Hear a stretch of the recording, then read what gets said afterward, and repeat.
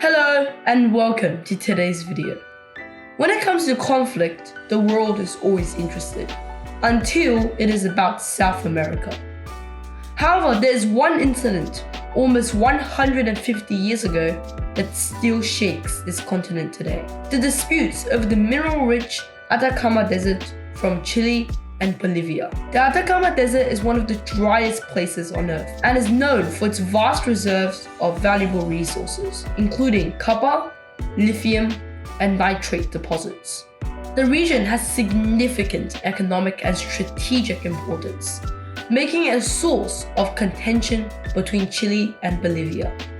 The historical context of this tension dates back to the late 19th century, when Chile and Bolivia were engaged in the War of the Pacific, which raged on from 1879 to 1884. Bolivia lost its access to the Pacific Ocean and a significant portion of its territory, including the Atacama Desert, to Chile as a result of this conflict. Bolivia has since sought to regain its access to the sea, and the dispute over the Atacama Desert still remains a contentious issue between the two countries. Bolivia has pursued various diplomatic and legal avenues to resolve the dispute, including taking the issue to the International Court of Justice, also known as the ICJ, in 2013.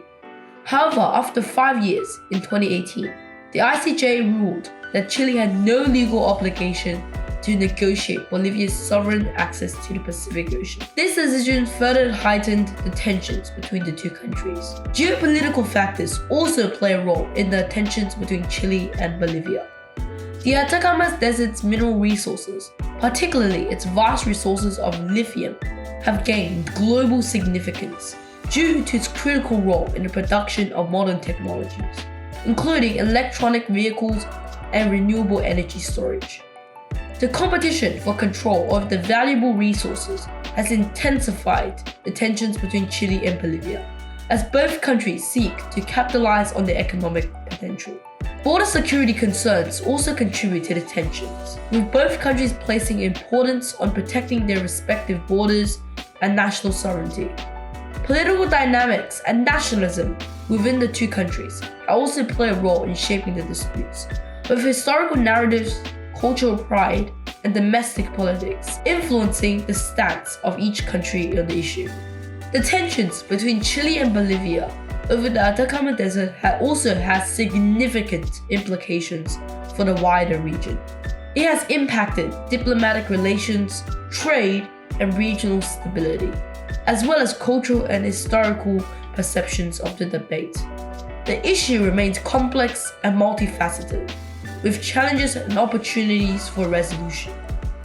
In conclusion, the tensions between Chile and Bolivia is rooted in historical disputes, geopolitical factors, border security concerns, and domestic politics. Understanding the complexity of the issue requires a nuanced analysis of the historical context, resource competition, and the political dynamics involved. The dispute has far-reaching implications for both countries and the wider region, and its resolution remains a challenging task. But you may be wondering why Bolivia losing this desert is so important, apart from its natural resources, of course. Well, the loss of coastline has significant economic impact on Bolivia due to several factors. Here are some reasons why Bolivia losing its coastline to Chile has been devastating to its economy. Number 1. Limited access to marine trade. Landlocked countries like Bolivia, which lack direct access to the ocean, face challenges in conducting international trade. Bolivia's loss of coastline has meant that if it does not have a direct outlet to the sea, it will make it dependent on neighboring countries, particularly Chile, for access to maritime trade routes. This has resulted in increased transportation costs, logistical challenges, and delays in import and export activities, which can significantly impact the competitiveness of Bolivian goods in international markets and limits its trade opportunities. Number 2, reduced export opportunities. Bolivia's lack of coastline has constrained its ability to export goods through seaports, limiting its access to global markets. Many of Bolivia's key exports, such as natural gas, minerals, and agricultural products, require efficient access to international markets for economic growth.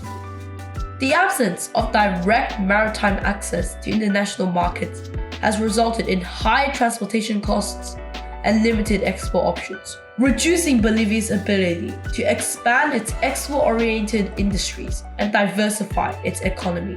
Number 3. Limited access to marine resources. Coastal areas are often rich in natural resources, including fishery resources and minerals found in offshore areas. Bolivia's loss of its coastline has deprived it of access to potential marine resources, such as oil. This has further constrained Bolivia's economic potential and limited its ability to tap into marine resources for economic growth. Number 4. Negative impact on tourism.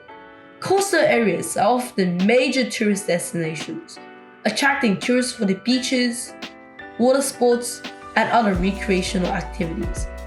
Bolivia's lack of coastline has made coastal tourism practically impossible, which could have contributed to its economy through revenue generation, job creation, and economic diversification. Number 5. Impact on investment and business climate. The absence of direct access to the sea can also impact the investment and business climate in Bolivia. Investors may be deterred by the logistical challenges and additional costs associated with landlocked countries, which can affect foreign direct investment and overall economic development. Limited access to maritime trade routes can also affect the competitiveness of Bolivian businesses, hindering their abilities to compete internationally and attract foreign investment. So, due to this valuable asset being taken away from Bolivia, the country has taken a significant toll on its economy and hindered its growth. As the tensions have been growing, a peaceful negotiation becomes more and more needed. Thank you, and I'll see you in the next episode. Well, wait, have you subscribed? Because if you haven't, I really hope you do. By the way, here's another video that you might like. And I'll see you in the next episode.